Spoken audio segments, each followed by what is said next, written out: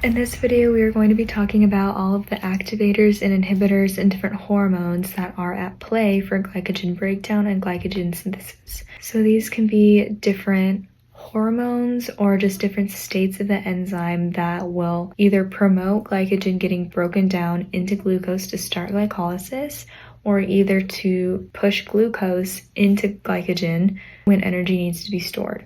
So we are going to start with glycogen phosphorylase, this enzyme here. This enzyme is the one that takes glycogen to glucose 1-phosphate, and there are two states for this enzyme. There's the R state and the T state. And so the R state is also called the A form, which is active. And the T state is also called the B form, which is not active. And to get from A form to B form, it's a phosphorylation. So when the B form would be most present is in instances of high ATP or high GDP or high G6P, which is the glucose 6-phosphate. And this makes sense because the T state is the non-active form, so the enzyme's not going to be working. So when there's a lot of ATP or a lot of GDP, we don't need to go through glycolysis. So glycogen does not need to be broken down to produce glucose.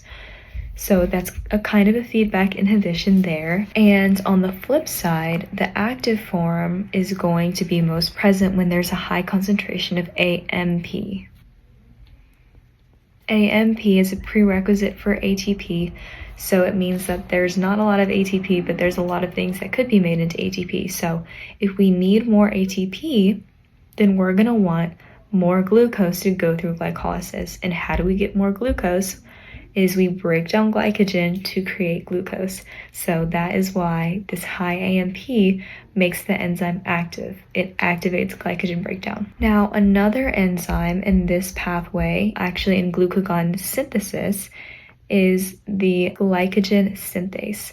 This enzyme also has two forms. There's the inactive D form, and then there's the active form. And this also gets turned to the other one by phosphorylation. Now, when we think about the inactive form of the enzyme is going to be when we don't want to create glycogen. This is going to be when we are low in ATP and we want to keep using glucose. We're not going to want to store it because we're going to use it. So we're going to write low ATP and also no insulin. We'll talk about insulin a little bit later, but insulin is an indicator of a lot of glucose because insulin gets produced when you just eat. So no insulin means that you haven't eaten in a while. And if you haven't eaten in a while, then we're not going to store any glucose into glycogen. We're not going to store anything because we don't have enough glucose as it is. Now the active form is going to be for glucose storage. This is when we have enough ATP, we don't need to go through glycolysis, so all the extra glucose we're going to go ahead and store. So this is when this active form of the glycogen synthase is going to be more abundant. So now that we've talked about the different kind of states of some of these enzymes, we can talk about the hormones that kind of control these states. We talked about a little bit what we can look for to kind of guess which ones of these enzymes conformations will be present. High ATP, no insulin, high AMP, different things like that. But now we're going to focus mostly on the hormones. Let's start off with glucagon and epinephrine. Now, I remember glucagon as glucose gone, which means we don't have enough glucose and we're going to want to go through gluconeogenesis to make more glucose, but also we're going to want to go and break down glycogen to create more glucose because glucagon, glucose is gone. Epinephrine also does a similar thing. And so this is in response to low blood sugar. Again, glucagon, glucose gone, and you need fuel. And so this causes CAMP production by adenylate cyclase. Now, the interesting thing about the CAMP production is that it activates phosphorylation. And so if you remember, we added phosphorylation as a way to get from one form to another in these enzymes. So I'm going to draw a line here to show that CAMP starts phosphorylation. And if we think about it, if glucagon no glucose, signals CAMP production. CAMP production phosphorylates into the active form of glycogen phosphorylase. So this enzyme is active, which means we're going to go through glycogen breakdown to create more glucose. And that should make sense because we started at glucagon, which means we need more glucose, there's not enough. If we talk about glycogen synthesis, CAMP here, if it helps out this phosphorylation, it's going to be phosphorylating it into the inactive form. So we can think about it again. Glucagon, not enough glucose, we need more glucose.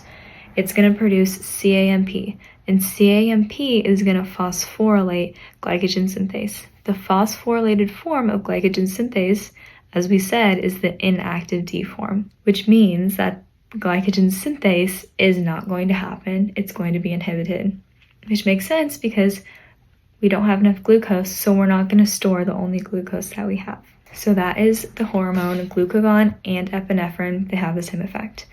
Now we're going to move over to insulin. So insulin is released after you eat a big meal and there's high blood sugar. So let's make a note of that now. High blood sugar. And you don't need to know the exact details of some of these steps, but these are some important intermediates. GLUT4,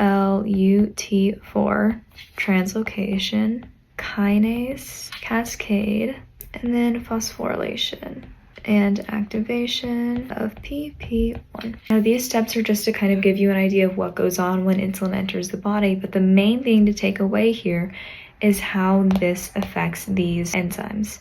So if we're starting off with the phosphorylation, this is actually going to activate the active form, which makes sense because it is the exact opposite. Insulin is released when there's a lot of glucose, where glucagon is released when there's not a lot of glucose, so it's safe to assume that they're going to have opposite effects. Insulin is going to act directly on the T state of glycogen phosphorylase.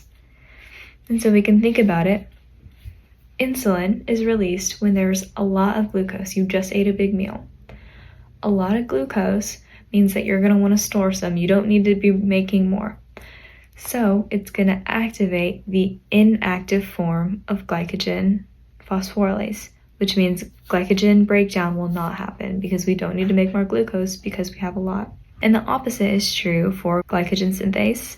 It is going to activate the active form, which is going to help turn glucose into glycogen. So this is the basic hormonal and different states of the enzymes when it comes to glycogen breakdown and synthesis. It's important to think about the big picture, how this all fits together. The individual steps aren't as important, just to know that how insulin affects glycogen breakdown, how high levels of ATP affects glycogen synthesis, stuff like that. But the notes will always be on the link tree, and that is all for today.